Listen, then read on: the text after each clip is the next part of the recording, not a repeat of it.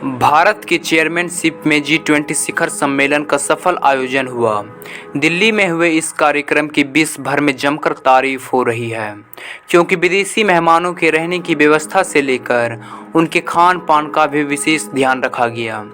G20 सम्मेलन का सफलतापूर्वक समापन होना देश के लिए किसी बड़ी उपलब्धि से कम नहीं है। वहीं G20 शिखर सम्मेलन में भाग लेने आई इटली की प्रधानमंत्री जियोर्जिया मेलोनी की इस समय खूब चर्चा हो रही है। और तो और जियोर्जिया मेलोनी और भारत के प्रधानमंत्री नरेंद्र मोदी पर खूब सारे मीम्स बन रहे हैं। ऐसे में जानना बहुत दिलचस्प होगा कि आखिर जियोर्जिया मेलोनी कौन है। तो वीडियो में आगे बढ़ने से पहले मैं आपको बता दूं कि यदि आपने अभी तक मेरे YouTube चैनल HSB को सब्सक्राइब नहीं किया तो सब्सक्राइब कर दे, क्योंकि आपके लिए तो ये बिल्कुल फ्री है, लेकिन इससे हमारा कॉन्फिडेंस बढ़ता है और इससे वीडियो बनाने में हमें सहूलियत मिलती है। दोस्तों, जियोर्जिया मेलोनी का जन्म 15 जनवरी 1977 को रोम में हुआ था। मेलोनी के पिता फ्रांसिस्को एक वामपंथी विचारधारा के थे। जब मेलोनी की उम्र सिर्फ 1 वर्ष की थी, तभी उनके पिता फ्रांसिस्को ने उनकी मां एना पार्तोर को छोड़ दिया था। मेलोनी की मां एक प्रोफेशनल नोवेलिस्ट थी।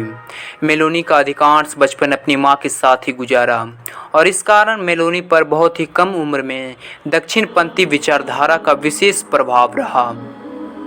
दोस्तों, मेलोनी की स्कूली शिक्षा रोम में ही हुई। 1996 में उन्होंने अमेरिगो वेस्पुची इंस्टीट्यूट संस्थान से डिग्री प्राप्त की। मेलोनी राजनीति में करियर बनाने से पहले अपना जीवन यापन करने के लिए रोम के एक क्लब में बारटेंडर और वेटर्स की नौकरी भी कर चुकी है। मेलोनी ने अपनी जिंदगी में बहुत संघर्ष की। अपने बचपन से ही इनका जीवन अभावों और संघर्ष में गुजरा था, लेकिन उन्होंने कभी हार नहीं मानी और उनके लगातार प्रयास और मेहनत के परिणाम स्वरूप उन्होंने 22 अक्टूबर 2022 में इटली के इतिहास में पहली महिला प्रधानमंत्री होने की शपथ ली और इसी के साथ उन्होंने ये ऐतिहासिक क्षण अपने नाम किया। तो चलिए दोस्तों, आप जानते हैं जियोर्जिया मेलोनी की पॉलिटिकल करियर कब और कहां से शुरुआत हुई थी। मेलोनी ने मात्र 15 वर्ष की आयु में ही अपना पॉलिटिकल करियर शुरू कर दिया था। दक्षिणपंथी विचारधारा से प्रभावित मेलोनी ने वर्ष 1996 में इटली के पूर्व तानाशाह बेनिटो मुसोलिनी की प्रशंसा की थी। उन्होंने समलैंगिकता के मुद्दे का विरोध किया और उन्होंने इस्लामिक कट्टरपंथी का भी खुलकर विरोध किया। वर्ष 1998 में मात्र 21 वर्ष की आयु में मेलोनी इटली के रोम की काउंसलर के रूप में चुन ली गई थी और 1998 से 2002 तक इस पद पर बनी रही और फिर साल 2006 में मेलोनी राष्ट्रीय गठबंधन सरकार की ओर से सांसद बन गई। 2008 में उन्होंने सरकार के सबसे युवा मंत्री के रूप में यूथ एंड स्पोर्ट्स मंत्रालय संभाला। 2012 में मेलोनी ने अपनी खुद की एक राजनीतिक पार्टी बनाई, जिसका नाम ब्रदर्स ऑफ इटली रखा गया।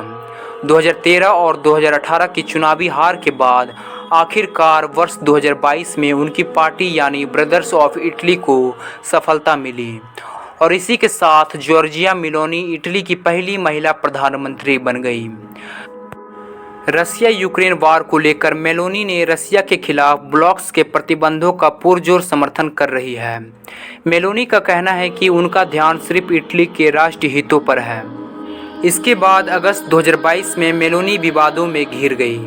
हुआ यूं कि इटली में विभिन्न राजनीतिक पार्टियां 25 सितंबर 2022 को होने वाले जनरल इलेक्शन के लिए प्रचार में जुटी हुई थी। उसी दौरान राइट विंग्स में प्रधानमंत्री पद की सबसे मजबूत दावेदार जियोर्जिया मेलोनी वोटिंग के करीब 1 महीने पहले पिसेंजा शहर का एक रैप वीडियो पोस्ट कर डाला। उसमें एक व्यक्ति यूक्रेन की एक रिफ्यूजी महिला के साथ रेप कर रहा है। वीडियो को शेयर करने के साथ मेलोनी ने ऐसी घटनाओं से सख्ती के साथ निपटने का दावा किया। इसी के चलते वह विरोधी पार्टियों के निशाने पर आ गई। LGBT और फांसीवादी होने के आरोप के बावजूद भी वह बेहद कम समय में लोकप्रिय होने वाली नेता बन गई। अब इटली की प्रधानमंत्री जियोर्जिया मेलोनी न सिर्फ दिल्ली में G20 सम्मेलन में आए ग्लोबल लीडर्स में शामिल थी, बल्कि भारत के प्रधानमंत्री नरेंद्र मोदी की तारीफ करके बीते कई दिनों में चर्चा में है। जियोर्जिया मेलोनी का जीवन सभी महिलाओं के लिए प्रेरणादायक है। आज के लिए बस इतना ही दोस्तों। यदि आपने अभी तक मेरे YouTube चैनल HSB को सब्सक्राइब नहीं किया तो सब्सक्राइब कर दें और वीडियो को ज़्यादा से ज़्यादा शेयर करें। जय हिंद, जय भारत।